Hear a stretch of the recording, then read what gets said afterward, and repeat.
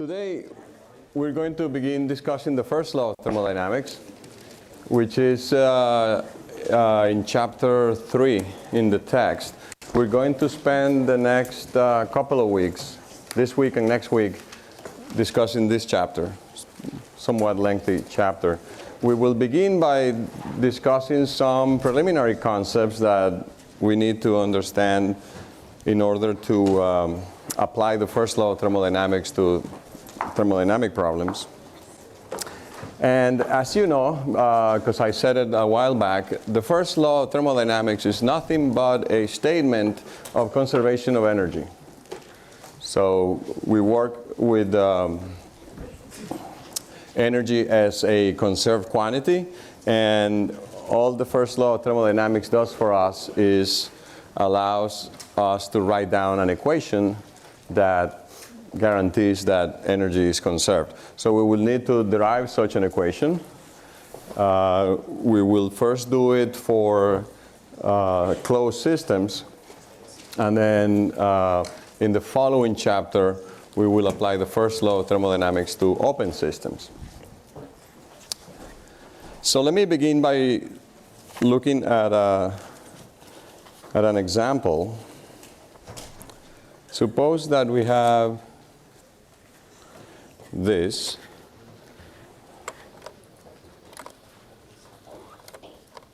as an arrangement. So what you can see there is we have a tank, and this particular tank is insulated. So all around it we have some insulation that prevents heat from crossing into that tank or out of that tank. In the tank we have some fluid, could be a gas or a liquid.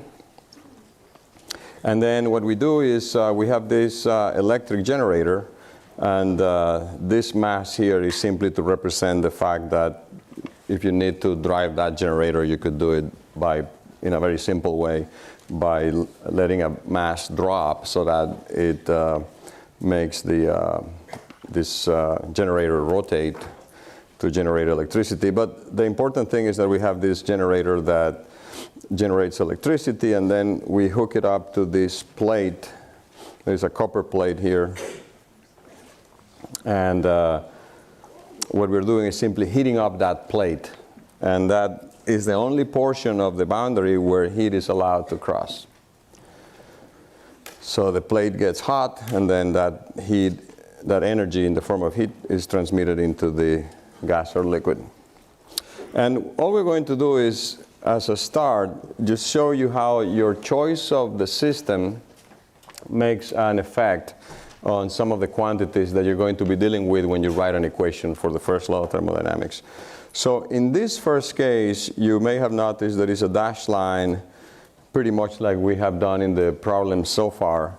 Essentially, we're saying that the system in this case is whatever is inside this tank. So this gas or this liquid is the system, and the dashed line representing the boundary therefore encloses all of the gas or liquid. So if you look at the problem this way, by this definition of the system, and then you look, well, what is crossing the boundary? Then it is obvious that the only thing that is crossing the boundary is that Q, that heat transfer that is coming from the plate. And if I just make a very simple change as to what I define to be the system, so if I now, it's exactly the same apparatus, but now I have moved the boundary to contain not only the gas or liquid, but also the container, the tank itself, including the plate. So now the gas or liquid plus the walls of the tank plus the plate are all inside my system. So that now constitutes my system. And even though it is exactly the same problem, what you would see now is you wouldn't see any heat going into the system because that's now all internal. The heat was going from the copper plate to the gas or liquid. Now that's all inside. But you do see essentially electricity crossing the boundary, because what you're really cutting through with the new boundary is the plus and minus lines from the generator. So it's exactly the same problem, but instead of having heat transfer across the boundary, what we have is electricity. And what we do in thermodynamics, we lump that type of energy transmission, electrical, into work. We call it work. We call it electrical work. It is a form of energy, and it's still crossing the boundary. And finally, if you do one more consideration, and you now take a system that includes everything in this apparatus. So it includes the tank with the gas or the liquid.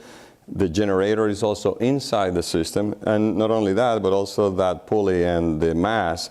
Everything is inside the system. So now, if I look at this, I see there is no heat transfer crossing. And also there is no work crossing. In fact, using our definitions, what kind of a system is this in the third schematic? It's an isolated system. There's no interaction between it and its surrounding, essentially because the system has everything that was important in the problem. So only to make that distinction, you are already solving problems, and many times you just go ahead and start solving the problem without asking yourself the question, what is my system? So make sure you always do that when you're solving a problem in thermodynamics. First thing to do, particularly those problems where, like you have seen for the homework due this week, where there is fluid going from one tank to another tank, situations like that, it will be very important for you to decide beforehand what your system is, because the choice will determine what form of equations you write. For choice C, in the isolated system, do we still, for choice B and choice C, I mean, the system is just whatever is the plate and like... Which one, A or B? For B and C. For B and C, so there they are. In C, we see that in the system itself, we see the mass falling. So... In C? Yeah, in C. But that's all happening inside the system, right? So assuming that this mass is not crossing the boundary. So in part B, do we have to like just do it on the other side of the equation, whatever is not inside the boundary? No, because this is not important for us directly. The mass that is falling here, that is driving the generator, is of course producing the electricity, but in terms of what our system is and what our surroundings are, then all we care about is this electricity that is crossing into the system. You could consider other options if you want to talk about some of the things that you're thinking about. I could include everything except the mass, for example, let the mass out, and then that's another situation. Okay, so two things that come up in this schematic, of course, are heat transfer, Q, that we saw in the first choice, and then work that we saw in the second choice. So those are, in fact, the two important forms of transferring energy that we study in this course. So there they are. Whoops, they're not. They're right there. Remember, I told you that the electricity in thermodynamics, at least at this level, we make it part of what we call work. So you will see as we do some examples that work for us includes not only the traditional form of work that you have learned in physics, but also this type of work, for example, if you have an electrical current going into the system. So we have to worry about both, and we're going to have to quantify both. We need to quantify work, and we need to quantify heat, or more concretely, heat transfer.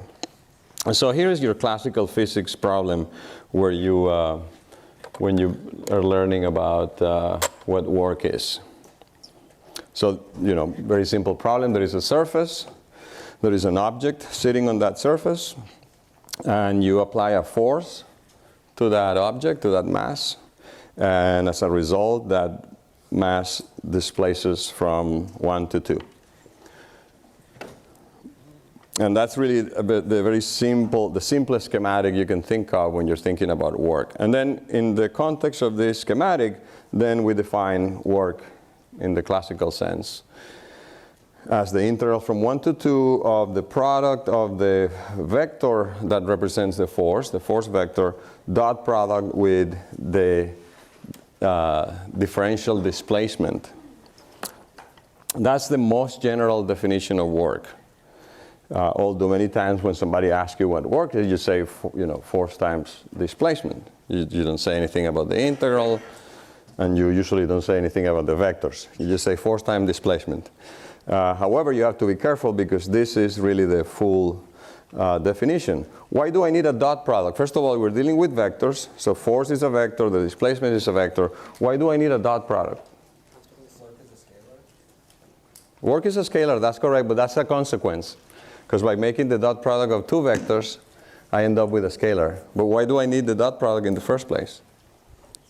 You only consider the force that's in the direction of motion. Correct. I only consider the force in the direction of the motion. So only the component of the force that is parallel to the displacement will be doing work. If I start pushing this down in the direction of this pen, assuming that the floor is strong enough, I'm not going to be doing any work. Right? So if I start pushing this desk down, vertically down, nothing is going to happen. I'm still applying a force, but nothing is happening. So obviously what is important is if there is a component of the force in the direction of the displacement. That's why we need a dot product, because the dot product gives us that component. Of course, the dot product of two vectors, you get a scalar. And why do we need an integral?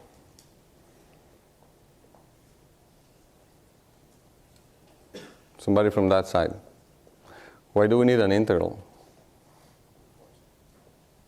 Yes? Just if the force isn't constant.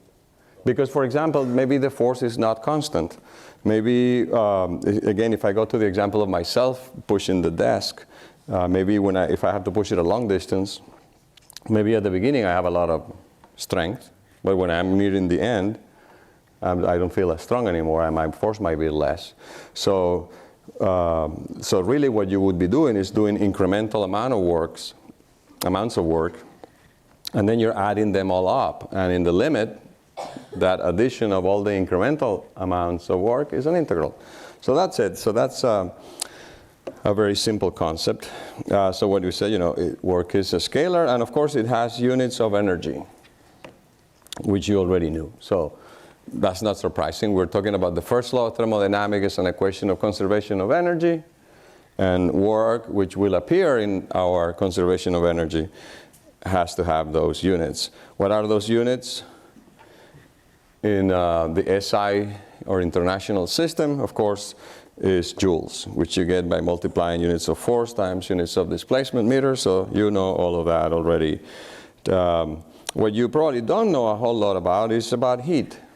And I'll tell you a few things about heat in a little bit. But again, for us, heat is also a form of energy. In fact, what is important for us is heat transfer. So essentially as a mechanism to move energy from one place to another. And obviously it also has units of energy. And for us, again, going back to the schematic that we were just looking at, what is important to retain is that those are the two ways in which energy can cross the boundary of a system for us. It's very simple because you will very easily recognize when it is heat that is crossing, and then everything else that is not heat, you just lump into this term work. Classical, traditional work in physics, like we have seen here, the so-called displacement work, but anything else that doesn't fit into the definition of heat transfer, we put into the bin that we have for work. All right, so now if you think about the problems that we have been doing, we haven't really been pushing stuff around like this. That's what you would do in dynamics, for example. In thermodynamics, we've been doing things like this. We have a cylinder, a piston, and that piston moves up and down because of some process that is taking place. So here's an example. I have a system here which is inside this dash red line. That's my fluid, my gas, for example. And it is at a certain pressure. For whatever reason, maybe because there is a pressure differential on both sides, this piston moves up. And as the piston moves up, if I want my system to still be the gas, then of course I have to extend my boundary. So here you can see something that may happen to a system, in particular to a system boundary.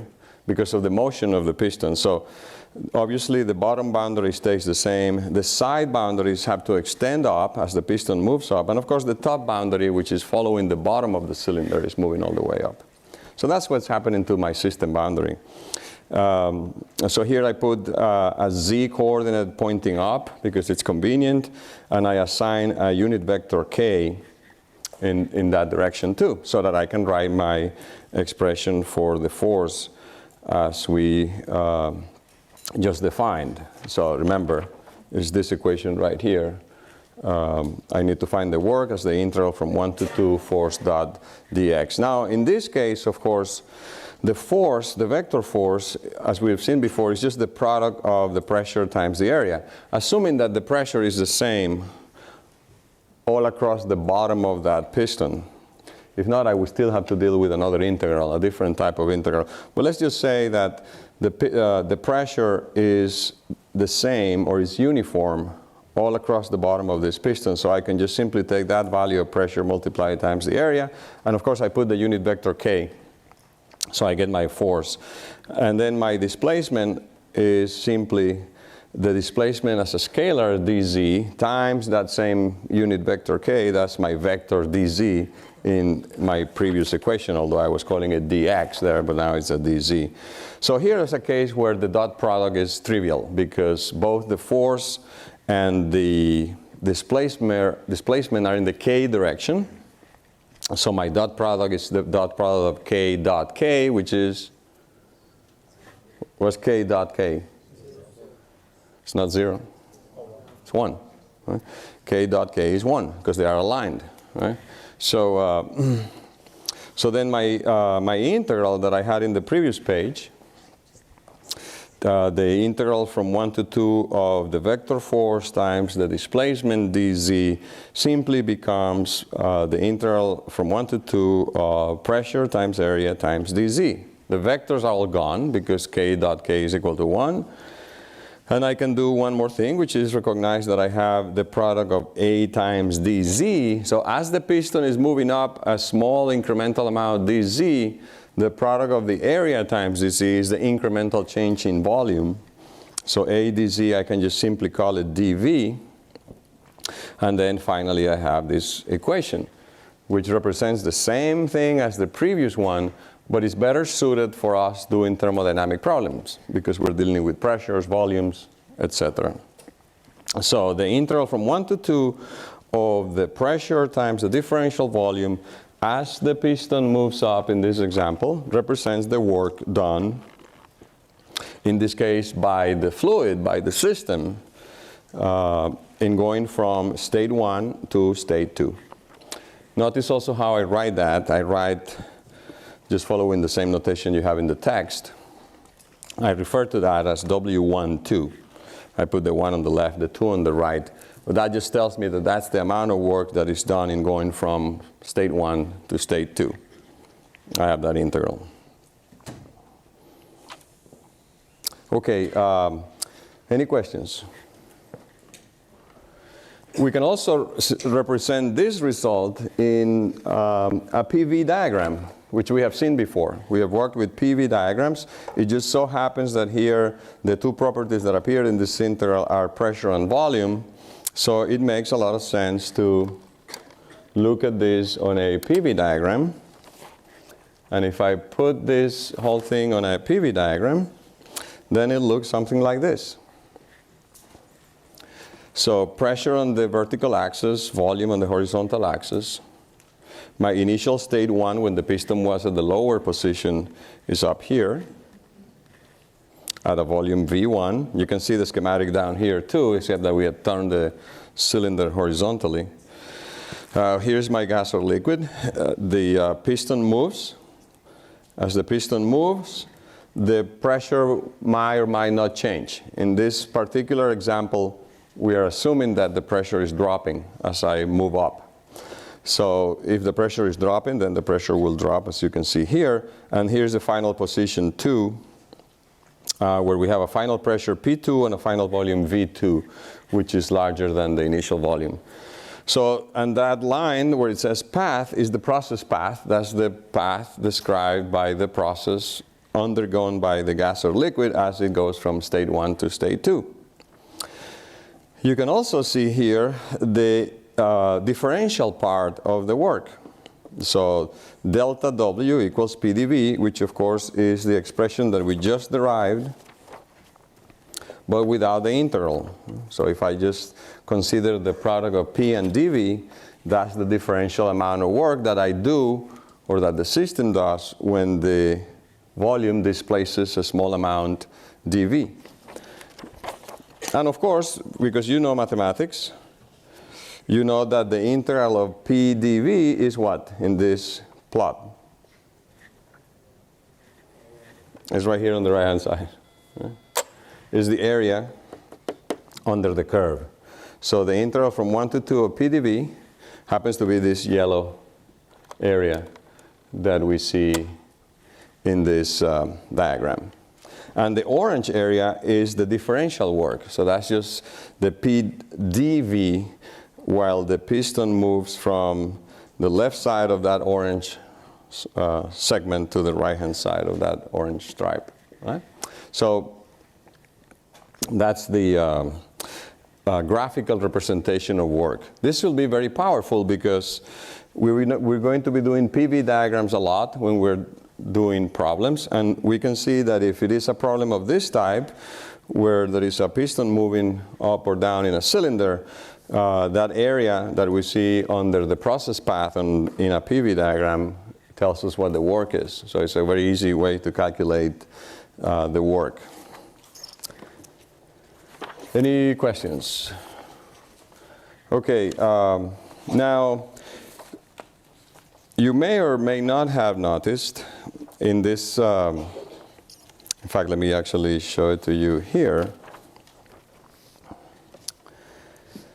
how we're writing differentials in different places, right? So I wrote the differential volume, for example, that you see here in this graph, or here in this equation, right? The dV is the differential volume. But you may have noticed that here, when we write the differential work that goes inside the integral, we use a different D. We use this delta. Delta W for the differential work, dV for the differential volume. There is a reason for making that distinction, which will be very important. The reason is very simple, and it's stated here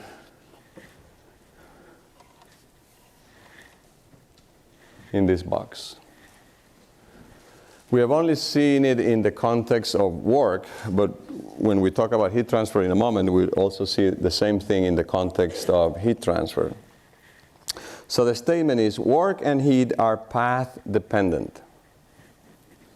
All right? Path dependent. What does that mean? Just to focus on the work, forget heat transfer for the time being. When I say that work is path dependent, what do I mean? The way you travel depends how much work you do. The way I travel, in other words, the path or the displacement path that I take will affect the amount of work that I do. That should be obvious for everybody. If we go back to the first cartoon, going from 1 to 2, I sketched it here as a straight line. So I'm going from 1 to 2, I'll just go in a straight line. But it doesn't mean that that's the only way I can go from 1 to 2. So if I am moving this desk, if I'm pushing this desk from this position here to the other end of the room, obviously most of us are going to try to go on a straight path because we know that will be the least amount of work. If we didn't know, we might say, well, let's just take some nice tour around the room, which of course will mean that you're going to be doing more work. So that's very obvious, that work is a path-dependent quantity. So the way we make that distinction is precisely by using that other delta that you saw in this figure. Okay. The differential amount of work will depend on how we are going from 1 to 2, or from A to B. The volume, of course, it's irrelevant. So going back to the situation of the desk, if the position of the initial position of the desk is here and the final position is over there, the final position of the desk doesn't depend on the path that I take, as long as I go to the same final position. So if we go all around the room, but I still deliver the desk over there, that final location, which will be the property that defines where the desk is, doesn't change. So the same thing can be said about the volume. So if I'm going from volume 1 to volume 2, volume 1 to volume 2, that volume 1 is whatever it is, that volume 2 is whatever it is. How I get there will affect the work, but not the volumes, as long as I go to the same final volume. So that's this cartoon. Picture this as being the path I take to go from 1 to 2. If I go on this upper path, I might do a certain amount of work. If I go on the lower path, I'll do a different amount of work. Well, it turns out that the same thing can be said about heat transfer. So you can just repeat the statement for heat transfer. The heat that is transferred during a process that goes from 1 to 2 will depend on how you go from 1 to 2, for the same reasons. So that is very important for us because we already knew these. Thermodynamic properties are point functions. We're not thinking mathematics. When I say thermodynamic properties are point functions, what I mean is that if I am on a diagram like this, on a PV diagram, state 1 is state 1. Doesn't matter how I get there. State 2 is state 2. It doesn't matter how I get there. State 1 has a certain pressure P1, a certain volume V1, and that's what it is. It doesn't matter how I make it there. Once I'm there, that's a point function. So thermodynamic properties are point functions. However, work and heat are not. You can never come back and tell me that this is the amount of work at state 1. That wouldn't make any sense to you, I hope. If somebody came and say, I have a certain pressure at 2, a certain volume at 2, and a certain work at 2. That doesn't make sense. Or the same thing about 1. I couldn't say pressure at 1 P1, volume at 1 V1, and work at 1 W1. That doesn't make it. Work is not a point function. Work depends on a path. That's why we write work as W12 and not W1 or W2. So work is W12. In fact, this is not really very complete either, because why is it not entirely complete to say W12? It doesn't say what path. In fact, when you want to be very precise, you have to specify the path. You would say W12 on path A, whatever path A is. So, but we don't want to clutter our notation too much. As long as we understand that work and heat are not point functions, they're path functions, then we can decide what notation to use. But when we're learning, it makes sense to try to be consistent. Here's another way to say the same thing. What I just said is written as an equation here. Same example. The cylinder with the piston, state 1, state 2. The difference in volume between the lower position of the piston and the higher position of the piston is delta V. That is simply V2 minus V1. And if I wanted to, I could write it as an integral. The integral from 1 to 2 of dV. Because this is such a trivial integral, the integral of dV from 1 to 2 is delta V, which is, of course, V2 minus V1.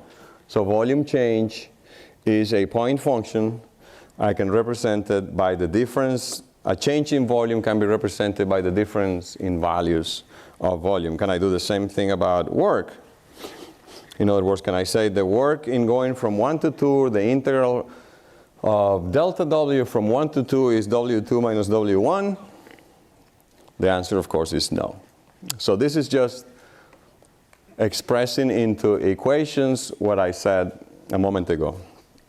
You never tell me anything about W2 or W1.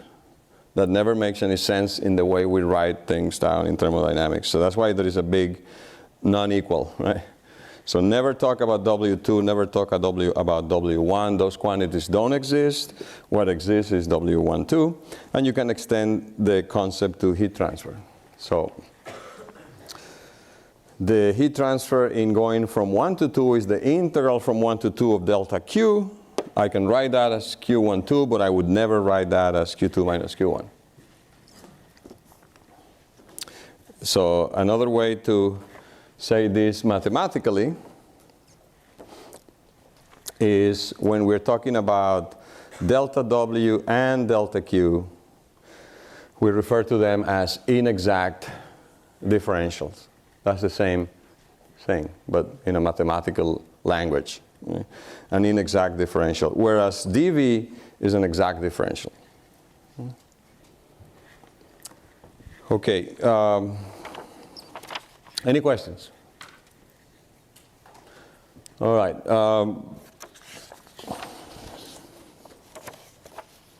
So suppose I say, let's look at some specific cases of our integral. So suppose we're talking about a process that takes a system from state 1 to state 2. We want to find the amount of work that was done, and we properly write it as the integral from 1 to 2 of P dV. Now, so my goal here is to look at some specific situations that are interesting, maybe because they simplify our calculation. The first one is, in fact, on the right there, and I call it 0 because I had originally written 1 for the first case, and I said, well, actually, there is a simpler situation. There is a simpler scenario. The simplest scenario is if the volume is constant. If the volume is constant, of course, it would mean that in this cartoon, the piston stays at the same position. Right? If the piston stays at the same position, there is no volume change. There is obviously no work. All right? Regardless of what pressure was acting on it, piston doesn't move, volume doesn't change, there is no work. Again, it's, for example, if I try to push this desk, it's probably too heavy for me to push. So I'll be applying a force, but I'm not going to move it anywhere. So that's the same thing. The displacement will be 0. In this case of the cylinder, the volume displacement, the volume variation is 0. That's the easiest case. What's the next case that you would consider if you're trying to look at cases that are a little bit more complicated as you go along? Pressure equals constant. Pressure equals constant. So if the pressure is equal to a constant, what happens? Well, in a mathematical sense, I can just take it out of the integral. So if I take it out of the integral, I am left with the integral from 1 to 2 of dV. And we already said in the previous slide that the integral from 1 to 2 of dV is nothing else but, but delta V. So the integral from 1 to 2 of dV is delta V, or V2 minus V1. So that's an easy case. I would say perhaps the one that I call 0 here is trivial. That's way too easy. It's very trivial. If there is no volume change, there'll be no work. The next case is the pressure is constant, then all I need is P delta V. Now you have to be careful, because once you learn that there is such an easy case, you might make the mistake of using that equation and forget about the integral in a case where you need to do the integral. Case in point is the same cartoon that we looked at. This one. Do you think this is such a case? No. It's obvious that the pressure is changing. So if I just do P delta V, the first question I ask myself is, well, what P? Right? What P? Suppose you want to do this as a P delta V, that's the way you would check. Well, what P do I use? Well, the pressure is changing. I could do some approximations. For example, if I want to get a very quick estimate and I don't want to do the integral, what can I do? Huh? Middle point. Or another one, similar to that one, Take the average, right? Take the average of the pressures. Well, that's still the middle point in this direction. When you said middle point, you could mean the middle point in this direction, which might not give this, depending on the curve, of course. Only if it's a straight line will be the same. But take the average pressure, which is the middle point of the two pressures, and that'll give you an estimate. It won't be exact, because it will only be exact if what? If the pressure is linear. Right? If the pressure is a straight function, then the average pressure will give me the same area. Okay? But anyway, just be careful that in many problems, P is not a constant, and you can do that. So if P is not constant, how do I solve the problem? If P is not constant, then of course the only way that I can carry out this integration is if I know how the pressure varies with the volume. That's the same problem you had in mathematics when you were learning integrals. If you're integrating a function of x dx, you need to know what the function is. If you know what the function is, then you can carry out the integration. So the only way to do it is if I know exactly how the pressure varies with v. Okay? So I would need to know what equation this is that produces this curve. So I would need to know what that function is, pressure as a function of volume. Now, of all the possible scenarios, there is one that is important for us in thermodynamics, and we call that the polytropic process.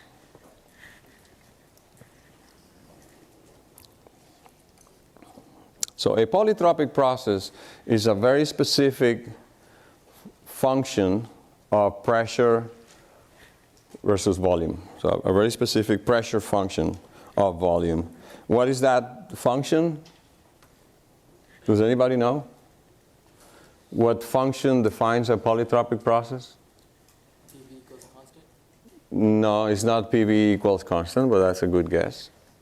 In fact, PV equals constant is a special case of a polytropic process. If I want to generalize what you just said, rather than saying PV equals constant, I'll say PV with V raised to the n power is a constant. So the one that you just gave me is n equals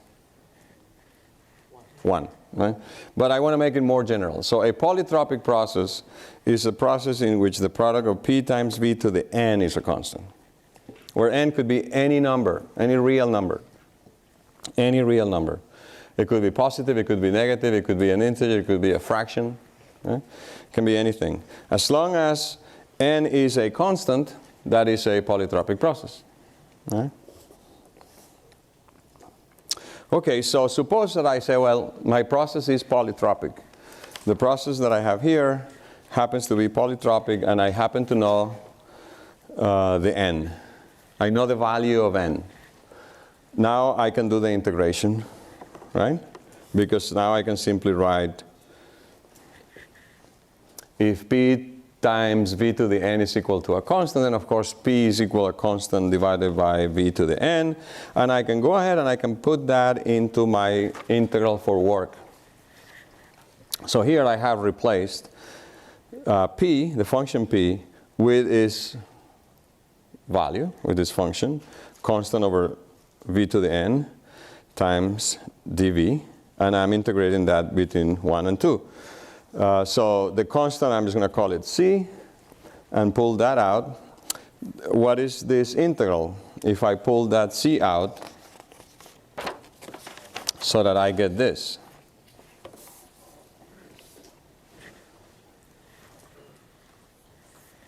So I pull the constant out, and now you have to integrate dv over v to the n.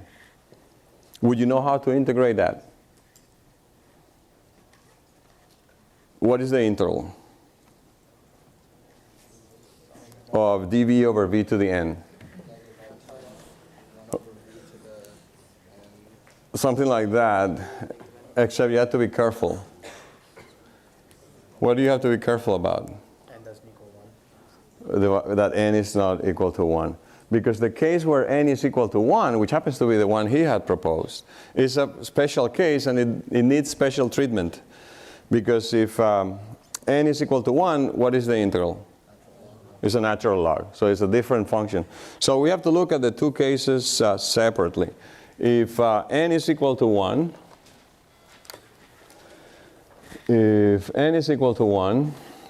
then the answer is that the work is that constant that I pulled out in front times the natural log of V2 over V1. All right? That's one case. And then how do I find this constant? Because suppose that I know the initial state, the final state. I told you we know n. In this case, n is equal to 1. But I didn't say anything about the constant in the p times v to the n equals constant. How can I determine this constant?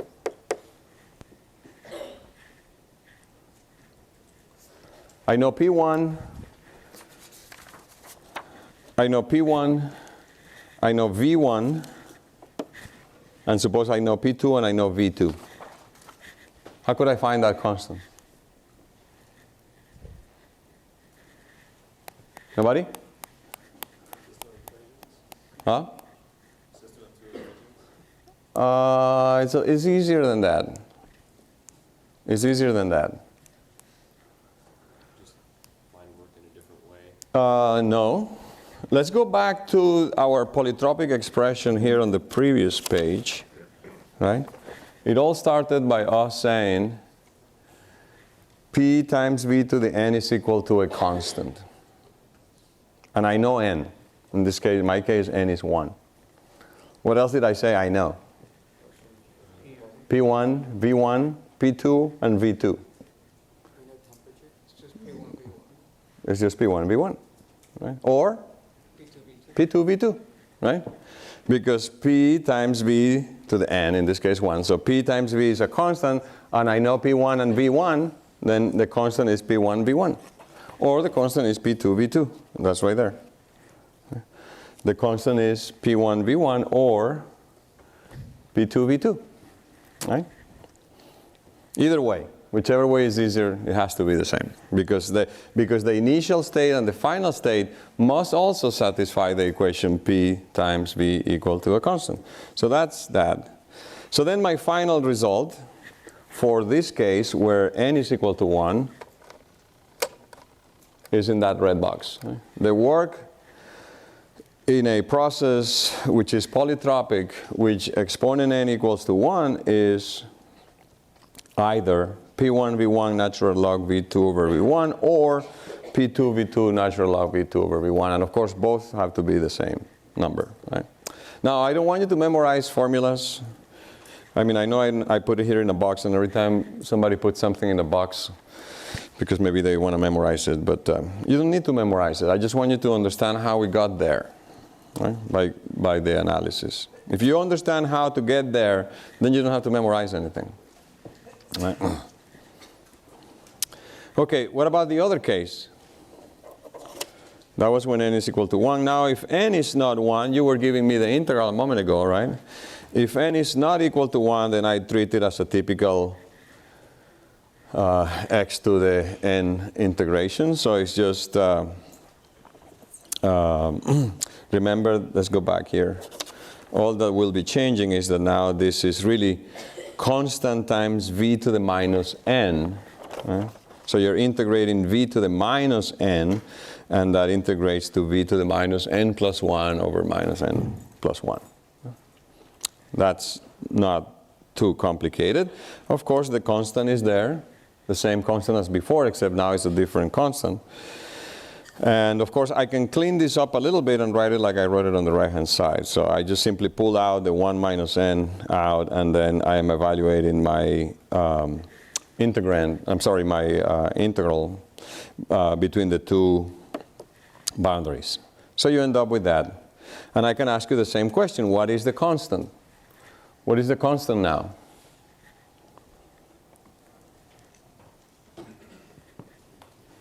What is the constant? Assuming that we know the same thing as we did before. P1, V1 to the n, whatever n is, or P2, V2 to the n. And I can again use either one. The constant is P1, V1 to the n, or P2, V2 to the n. put it in the box, and you get that. So there you have the two expressions for the work in a polytropic process. The bottom one is for any value of n that is not equal to 1, and you can see, of course, what the problem is. If n is equal, you cannot use n equals 1 there. Or if n is equal to 1, then you have the logarithm expression for the work. So that's a polytropic process. So to recap, for us, this type of so-called boundary work, this is the so-called moving boundary work, is always evaluated as the integral from state 1 to state 2 of P dV, and we just looked at 3 specific cases. If there is no work because there is no volume change, if the pressure is constant, that's a simple case, or if the process happens to be polytropic, then you end up with those expressions. So we have that now to use in some problems. Any questions? Okay, let me ask you a question. So if you have your clicker with you, let's see.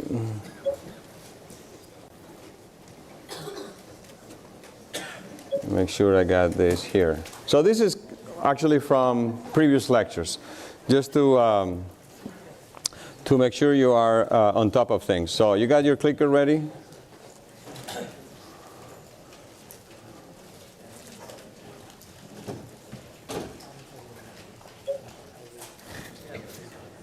And that should be showing up right there. So here's a question.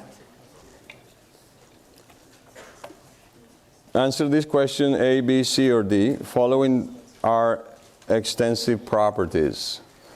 So pick one list that where all the properties listed are extensive.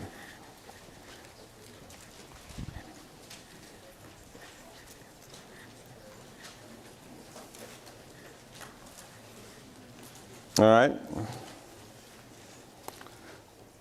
5, 4, 3, 2. People still answering. 1. Okay, 0. Okay, what's the right answer? Let's see what you guys said. Is that the right answer? Is B the right answer? Volume, I can see. Volume, energy, and mass.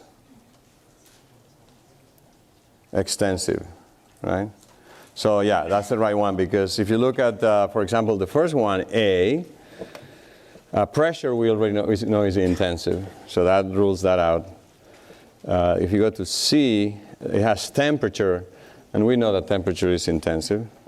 And then the last one, D, might be the trick one, because volume is extensive, mass is extensive, but density is not extensive. Density, remember, is the inverse of specific volume, and specific volume is intensive. So yeah, B is correct. Okay, I'll have another one later on. Let me go back here. And let's look at an example. So let's see if I,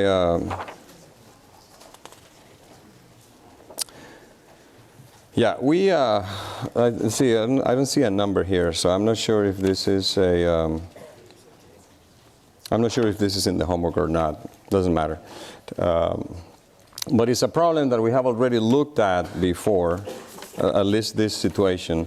So remember that scenario of a cylinder, piston, and also a spring? We looked at this a while back, and we did a free body diagram.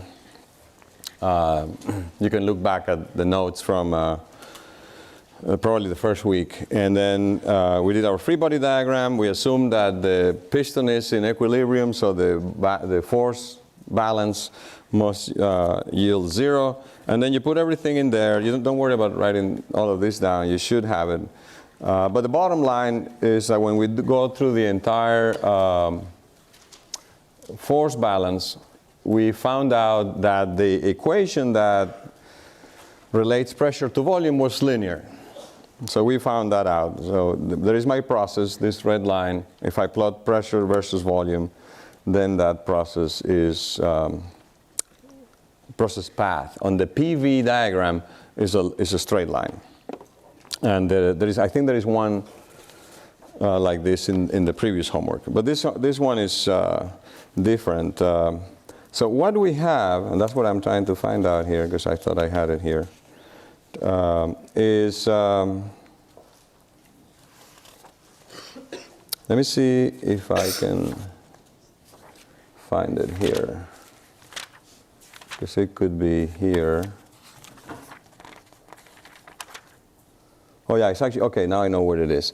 It's an example in chapter 3. That should be the one example. Let me make sure.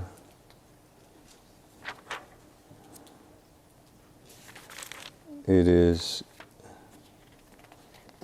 page number, well, I'm not entirely sure if there is a number for it, but so what we have is in this cylinder, we have ammonia. So we put ammonia in there. Let me give you what the data is. That's what the problem asks for. So there is ammonia. We know the mass of ammonia in that cylinder. We know the initial temperature, and we know the quality. All right? And then what we do is we now apply heating. So we let some heat transfer take place so that there is heat going into the cylinder, into the ammonia. And we're going to heat this up until we reach a new temperature of 20 Celsius and a new volume, which happens to be 1.41, the initial volume. All right? So first question, of course, is the first decision to make is what is the system? The system should be, in this case, this problem, all of the ammonia is always in one place. There's not much to think about. The ammonia is the system. The next question is, do I know the initial and final states? And the answer is, do I know them completely? Well, for sure we know state 1 because we have two intensive independent properties. Right? We have the temperature and we have the quality at state 1, and that fixes the initial state without any doubt. And so if I am doing a plot, maybe I can do this for you live. So suppose that we say, let's make a plot of pressure versus, I'm going to do specific volume. So let me reduce this a little bit. All right, so I'm going to do pressure versus specific volume. And I'll put a dome in there. So here's my dome. All right, here's my dome. And my initial, even though what I'm given is the temperature, I'm gonna do a PV. But anyway, where is state 1? Where do I put my first state 1?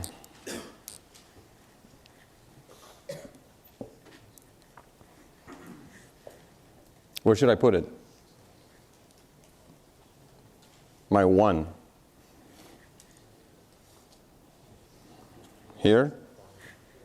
Here? Or here? It's in the dome. This is obvious because it's 25% quality. So, in fact, closer to the left probably because it's, so let's put it anywhere here. There's 1. All right? And I know, remember, I know this volume, V1, is, I can get it. It's not given, but I can get it. And I, of course, can get this pressure, right? P1. How do I get P1?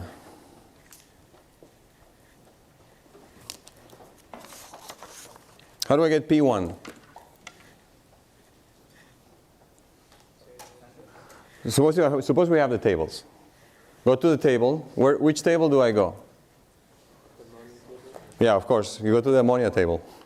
But if you have a compressed liquid table, a saturated liquid vapor table in the dome, and a superheated table, you go to the saturated liquid vapor table, right? And then you go in with what data point? Negative. With your minus 20 degrees Celsius, right? And then immediately next to it in the pressure column, you'll read the pressure. So I will be able to put this pressure here. I think I have it somewhere, but in fact, let's put this here. So that table is B21 that you would go to. With T1, you read that pressure. That's the pressure that you would read in that table. That's your P1, 190.2 kilopascals. Okay, so that determines that. How do I find this volume V1? Can I read that in the table? V1? What is the table going to give me? Yes? It's going to give me VF and VG, and since I have the quality, I can find my volume. Right? So I read the VF, which is right there. I didn't put any units here. As long as I put it in the final answer, I'm good. So VF, VG, the quality, and then you got your V1. So I got V1 and P1 nailed down. All right, so let me pick here before I show you. Okay, what do I find about state 2? Or what do I know about state 2? It's the same mass. I know it's the same mass. I also know, The volume's increased. I also know the final volume because I know V2, right? In fact, little v2 is this number that I just got here times 1.41, right? That's probably what I have here, right there. Right? So if I keep showing here as I go down, so I know that the temperature is going to be 20 Celsius because that was given to me. And then I know the final volume is 1.41, the initial volume. And if I just do the calculation, I get 0.221 cubic meters per kilogram. So now now I have determined the state. Right? I know T2 and I know V2, and that's enough, right? Lowercase v2. Because those are two independent intensive properties. However, I still need to determine if I am inside the dome or outside the dome. Another question is, what path is this process going to follow? Yeah, we already discussed that, right? We know it's a straight line, and we know it has to be up and to the right because the volume is increasing. We're told that the volume goes to 1.41 volume 1. So I know I'm going to the right, so I can start out by saying, well, I'm going to go this way. But where do I stop? Do I stop before I get out of the dome, or do I cross the dome into the superheated region? How do I answer that question? I have to go to the table. What do I look in the table? 20 degrees. Okay, so which table is that? Compressed liquid, saturated mixture, superheated. Which one should you go first? The mixture table, saturated liquid and vapor table. You go at 20 Celsius, and what do you look for? Well, you might not find that number there, but you should look for another number in the table. V sub G, right? You look for V sub G, because that's the largest volume that vapor can have and still be in the saturation region. So if I do that, so I go and I look for that volume at 20 Celsius, I'll find that it's 0.149 cubic meters per kilogram, even though I didn't write it down. Right? So 0.149. That's my V sub G. That's the largest possible volume that the ammonia could have and be saturated vapor. And since I have 0.221, I immediately conclude that I am superheated, and therefore that I have to keep going. And now it doesn't really matter too much where I stop. It's all qualitative. But it is clear that I have left the dome. All right. Okay, now I can start finding other things. For example, I can find the work. As that piston moved up, I can find the work that was done by the system, by the ammonia, in pushing that piston up. Where is that work in this diagram?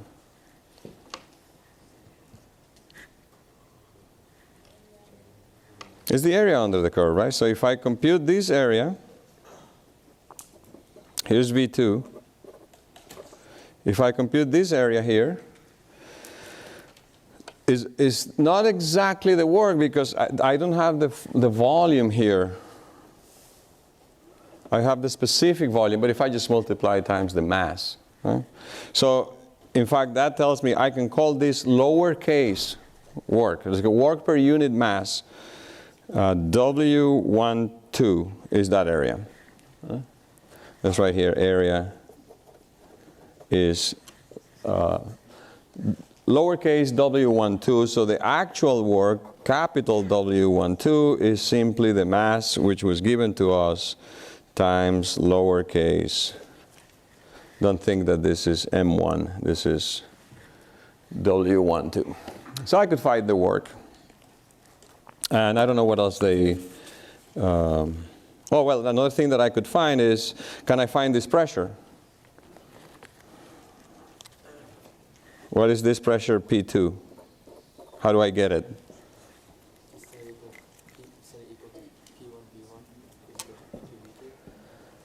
Okay. Is this a polytropic process?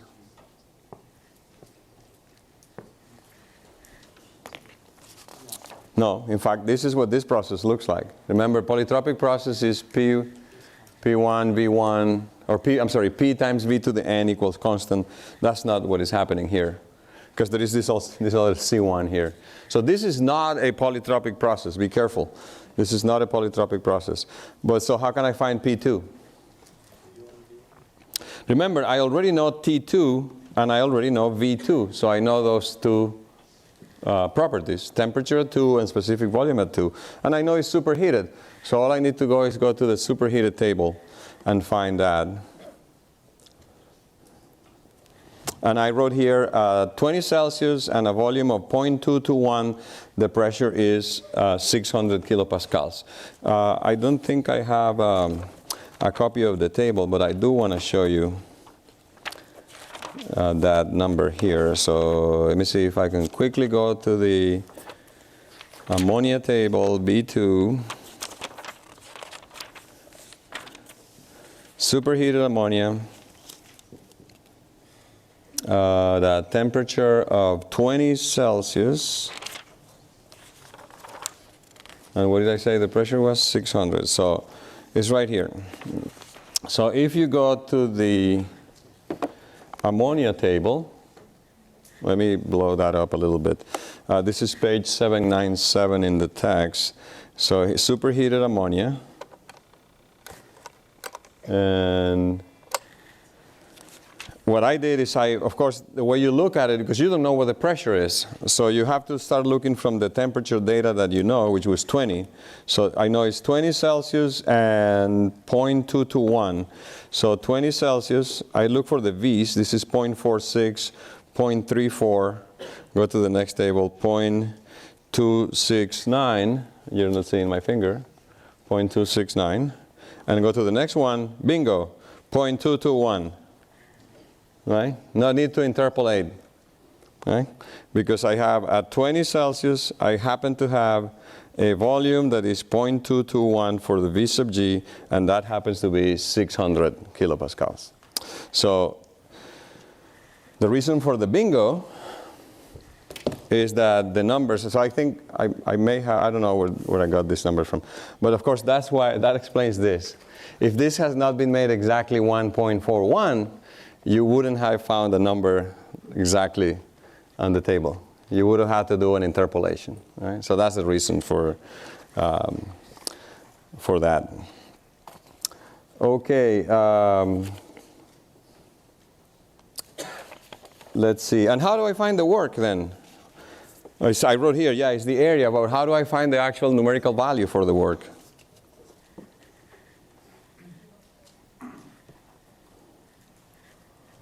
It's just the area under this curve, which is very easy. So, of course, that's P1.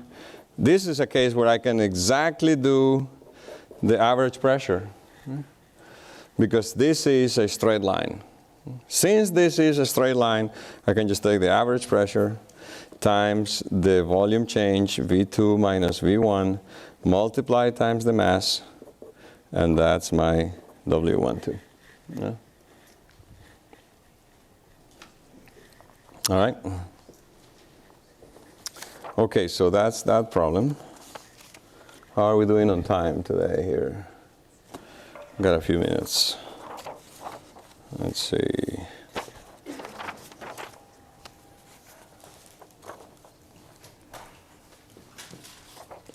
Okay, let me ask another question then. Go back to your clickers. Let me set this up. This question is about the maybe 1 or 2 lectures ago. Let's see, computer.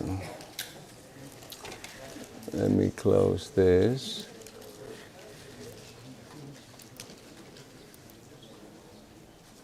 And move this out of the way here.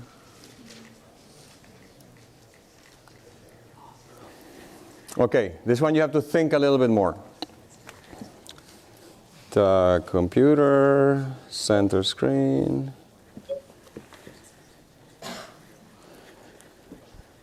Okay, so I'll read it with you. In equilibrium, for a liquid vapor system, so we are in the dome, if the pressure, I'm sorry, that's not right, I shouldn't say we're in the dome. In a liquid vapor system, if the pressure is lower than the saturation pressure at the system temperature, what is the system? So I kind of messed it up because I told you that we're not necessarily in the dome. We could be in the dome. All the statement is telling us is that we have a system that we can deal with liquid or vapor, not solid. That's the purpose of that line there. So we can only have liquid and vapor or liquid or vapor. Right? But this is an important piece of information. The pressure is lower than the saturation pressure at the system temperature. The pressure of our system is lower than the saturation pressure at the system temperature. The system is therefore A, a liquid, B, a vapor, a mixture of liquid and vapor, or undetermined with the information that we have. And I started the clock. So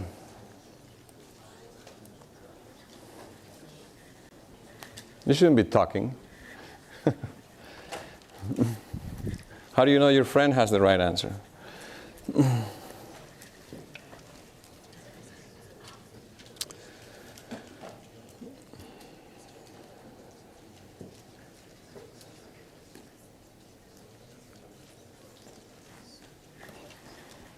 Okay, I'm going to end it in 5 seconds. 5, 4, 3, 2, 1, stop. Okay, what did you guys think? Oh, look at that. I hope I didn't throw you off. So most of you thought it is a mixture of liquid and vapor. Then the next group thought it was a liquid. The next one thought it was a vapor, and very few of you thought it was undetermined. Okay, so this is the first time that the audience is wrong. Okay, this is the first time that so we probably need to spend some time on this one. So in fact, not only is the audience wrong, the blue part of the audience is also wrong. So only these 46 persons got that right. Okay, so let's try to understand this then. We're in equilibrium, okay, and we have a system that could be liquid or vapor or a mixture of liquid and vapor. What we know is that the pressure is lower than the saturation pressure at my system temperature. All right. So let's first understand why it is not C. Because what would the pressure have to be for the answer to be C? Huh? Yeah, what would the pressure have to be for the answer to be C? It would have to be exactly the saturation pressure, because if you go back to any of these tables that we've been playing with, let's go to the water table. Remember that the important condition in the dome, compressed liquid water, right? In the dome, oh, wrong device, docam. So when I am in the dome, here is the water table, saturated water table. Here is pressure, here is temperature. These are linked. Right? So for a given pressure, there is a temperature, or if you go into the temperature table, for a given temperature, there is a pressure. Pressure and temperature are linked when you are in the dome. They're linked. One value corresponds to the other. So go back to the lecture where we were looking at the pressure-temperature view of the dome, where there was that curve, the blue curve. That explains why it's not in the dome, because they would have to match. So now the only question that remains is whether we are on the right side or on the left side. And first of all, what do we call the liquid on the left side? No, not on the line. On the left side of the dome. This liquid. We call it compressed liquid. That's kind of a key. Compressed liquid, because our problem says that our pressure is less. Okay? Our problem says that our pressure is lower than the saturation pressure. So that's kind of a key to the answer, because in the liquid our pressures are higher than the saturation pressure. That's why we call them compressed liquid. So the correct answer is that it is a vapor. Another way to look at it, and I think this is important for you to know, maybe I'll draw it here on the back, is that think of this plot. This will be good for you to think of a plot of temperature versus volume. All right? Temperature versus specific volume. So here's the dome. And if you remember what the constant pressure lines look like, you will be able to answer the question. If I want to draw constant pressure lines here, what do they look like? You have to go back to our simulated experiment when we were boiling water. So the pressure was, say, for example, like that, and then like that, and then like that. Right? And then you want to draw another one, you put another one there, and then like that. And then like that. So let's say this is a P1 and this is a P2. Okay? So suppose that our system, which we're told, is at a certain temperature. Let's say that our system is at this temperature that corresponds to the P2 line. So this is our system. Let's say that it's a T2. All right? So remember, if it is in the dome, it has to match P2, because the pressure matches exactly, it goes horizontal, and P2 matches exactly that temperature. P2 matches T2. So what happens if my pressure is lower? Then I have to move to a lower curve. Right? So how do I move from this P2 to a lower curve, but stay at this temperature? You have to move from pressure P2 to pressure P1, but stay at this temperature. The only possible answer is this one, which immediately tells you we're in the superheated vapor. All right? Because I have a pressure, my pressure, P1, is lower than P2, which was the saturation pressure corresponding to T2. That's how you approach that question. It's a little harder. It's the hardest one I've given you so far. But that's how you approach it. So make sure you understand those nuances when you're looking at this. I have a question back there. So, but what if you're looking at the PV diagram? So let's say we're looking at a very good question. Let's say we're looking at a PV diagram. Let me draw it again. So I'm going to draw a PV diagram now.